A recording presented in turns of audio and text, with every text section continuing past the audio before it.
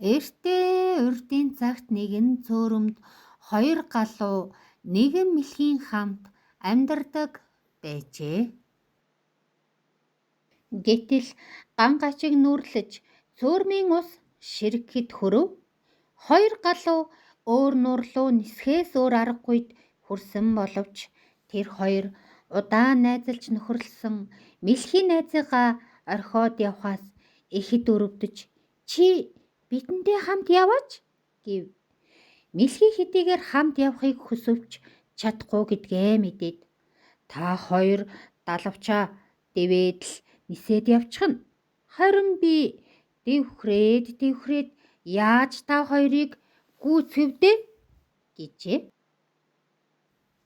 Харин сайхан сэтгэлд хоёр галуу нэгэн мэргэн санаа олов. Тэр хоёр буруусны уртган мөчир авчраад мэлхийд ийхүү хэлв. "Чи энэ модноос амаараа зуугаад яв. Харин бит хоёр үзүүрээс нь дамжлаад нисье. Харин чи замдаа огт дуугарч болохгүй шүү. Амаа ангайвал унаж өхнэ" гэхэд мэлхий хөөрч баярлан "Тэгье" гэлээ. Ингээд хоёр галуу мэлхийг бурууснаас зуулгаад өөрсдөө хоёр үзүүрээс нь дамжлаад нисэж гинэ.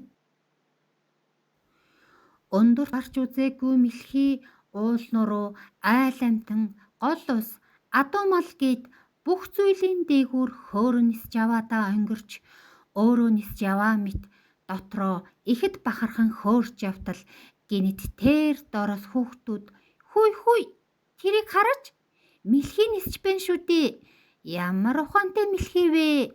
Хоёр галууг зарцалж яваа юм байна" гэж хашгиралтахыг сонслоо. Үүнийг сонссон мэлхий ихэд баярлан хөөрч "Тийм ээ, би энэ аргыг бодож олсон юм" гэж хэлэх гээд амаа ангайтал зуусан бургасаа алдаж газарт няц унаж гинэ.